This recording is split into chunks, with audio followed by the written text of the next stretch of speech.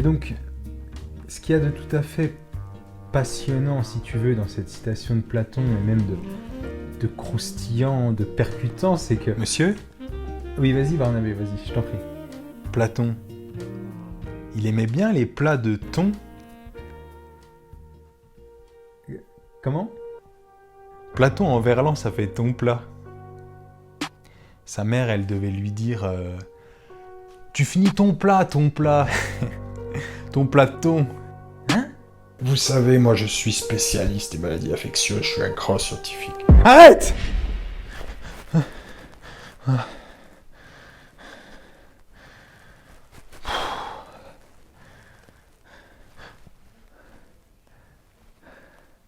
Bonjour, ici un professeur, pour vous servir.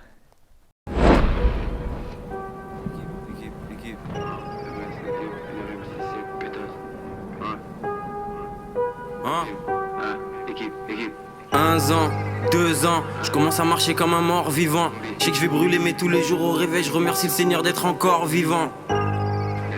Pétasse, je porte pas de Philippe plein. Shenzhen et Philippe plein. Même pas faille après 4 Philippe plein. Tire une taf de la loud. Tu tousses comme si t'as une bronchite. Je roule un gros fumigène négro. Je mets un tout petit peu de tabac sur mon shit. Fils de pute, tu disparais d'eux. Comme un meuche de C. Rien dans les narines, mais je gratte que des lignes comme un gueuche de C. Alors aujourd'hui, on va décrypter ensemble une punchline de Freeze Corleone. Cette punchline est la suivante.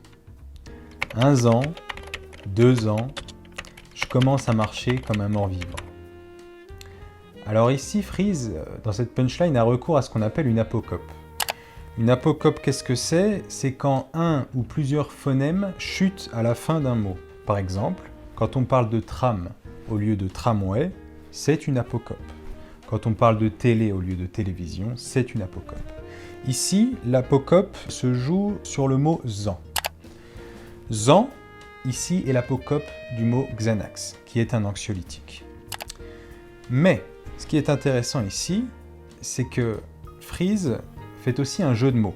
Entre d'une part les zans au sens de Xanax, d'autre part les zans au sens des années.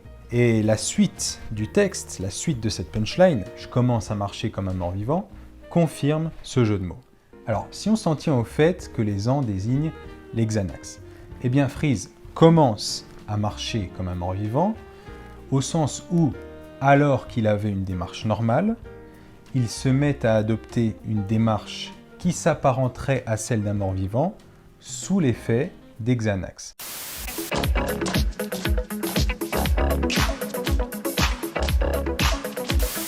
D'où l'idée de commencement. Une démarche remplace une autre, commence une démarche de mort-vivant. Alors, si on s'intéresse à l'expression mort-vivant, on constate qu'il s'agit d'un oxymore. Un oxymore, qu'est-ce que c'est ? C'est une expression qui allie 2 mots de sens contradictoires. L'exemple qu'on donne toujours, c'est cette obscure clarté qui tombe des étoiles. Ici, l'oxymore, c'est obscure clarté. Alors, le mort-vivant, dans la culture populaire, ça désigne une sorte de cadavre animé, de mort qui continue à se mouvoir, qu'on pourrait aussi appeler zombie par exemple. Maintenant, la question qui se pose, c'est pourquoi cette comparaison avec le mort-vivant ? En fait, ici, Freeze nous indique que le Xanax lui fait adopter malgré lui une démarche désarticulée qui s'apparente à celle d'un mort-vivant. Parce que le Xanax le place dans un état second et altère ses capacités cognitives, alors il se met à marcher comme un mort-vivant. Par ailleurs, on peut comprendre que sous l'effet du Xanax, il perd en vivacité et en vitalité, d'où aussi le sens de cette comparaison. Alors on peut aussi s'intéresser à la question du lien qui unit ces groupes de mots. Entre les 2 premiers groupes de mots, on a un effet de gradation ascendante, c'est-à-dire qu'on passe d'un Xanax à 2. Il est aussi intéressant de constater le dépouillement lexical de ces groupes de mots. 1 an, 2 ans. On se contente ici d'un déterminant puis d'un nom. Freeze aurait très bien pu avoir recours à l'emploi d'un pronom personnel et d'un verbe. Je prends 1 an, je prends 2 ans. Ici, il se contente simplement d'un déterminant et d'un nom. Alors, ce dépouillement lexical est aussi intéressant chez Freeze parce que c'est un effet stylistique extrêmement récurrent. Cette esthétique de la condensation, de l'élagage, est vraiment quelque chose de très propre à Freeze Corleone. J'en veux plein dans le sac, Bélec à toi si on t'attrape la main dans le sac. Barreau dans la zone, mais les gains dans le sac. SO le black, faire cash, frappe l'un dans le sac. Consulat de sirop comme si je viens du Canada. Afro S sort la loud qui vient du Canada. De manière très récurrente, il va supprimer tout un ensemble de mots pour aller à l'essentiel, ce qui d'une part va donner à son propos plus d'impact et en même temps va participer d'un certain cryptage de son écriture qui est très propre à lui et qui va faire appel à la sagacité, à l'intelligence de son auditeur qui va devoir décrypter le propos en question. Toujours en ce qui concerne le lien qui unit ces énoncés. On a vu d'abord que les deux premiers groupes de mots qui sont des groupes nominaux sont unis par un lien de gradation ascendante. Mais le lien qui unit les deux premiers groupes de mots et la suite du texte, c'est un lien finalement de causalité qui reste implicite, qui est latent. Pourquoi ? Parce que Freeze nous explique que parce qu'il a pris un Xanax puis deux Xanax, il se met à marcher comme un mort-vivant, mais pour autant, il n'explicite absolument pas ce lien de causalité syntaxiquement, par exemple par l'emploi de la conjonction de subordination parce que. Et en fait, ici, Freeze fait confiance à l'intelligence et à la sagacité de son auditeur pour justement détecter ce lien de causalité qui reste implicite, qui n'est pas syntaxiquement explicité. Freeze a recours ici à ce qu'on appelle de la parataxe, c'est-à-dire qu'en fait, il juxtapose des énoncés sans mot de liaison. Alors maintenant, si on s'intéresse au deuxième aspect du jeu de mots et qu'on part du postulat que les ans désignent les années au sens des ans ANS, eh bien ici, la phrase prend un autre sens. Pourquoi ? Parce que dans le premier cas, le verbe « commencer » finalement renvoyait au commencement d'une démarche qui remplaçait une autre.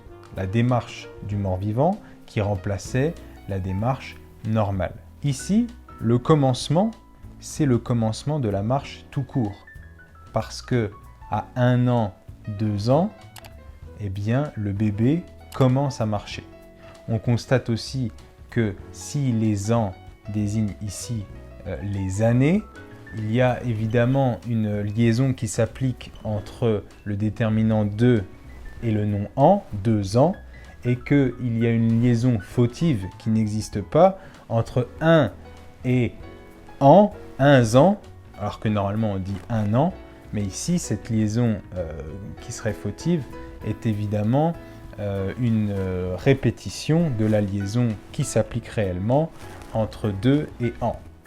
Toujours en considérant que les ans désignent les années, eh bien les groupes syntaxiques ne sont pas reliés par un lien causal, mais plutôt par une adjonction d'éléments descriptifs.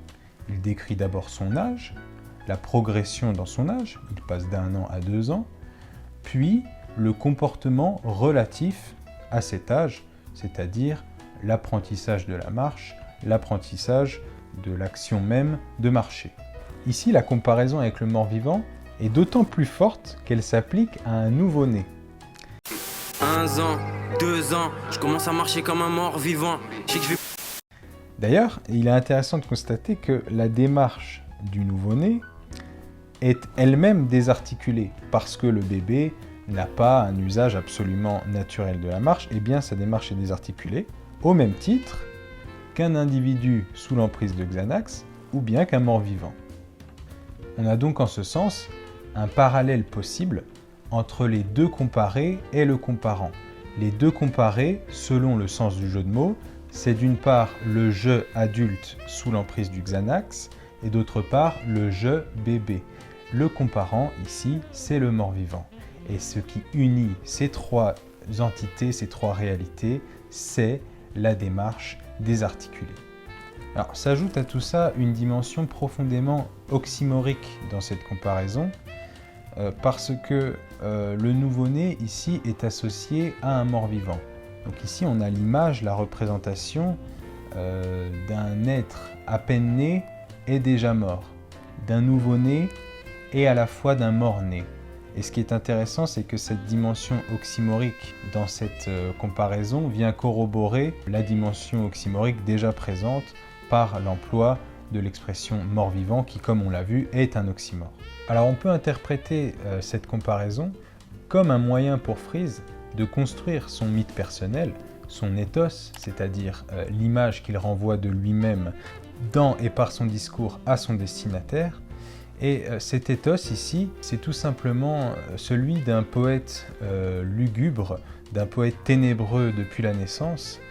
Et finalement, cette image, cette représentation qu'il donne de lui-même correspond parfaitement à l'univers musical et poétique si sombre qui est le sien.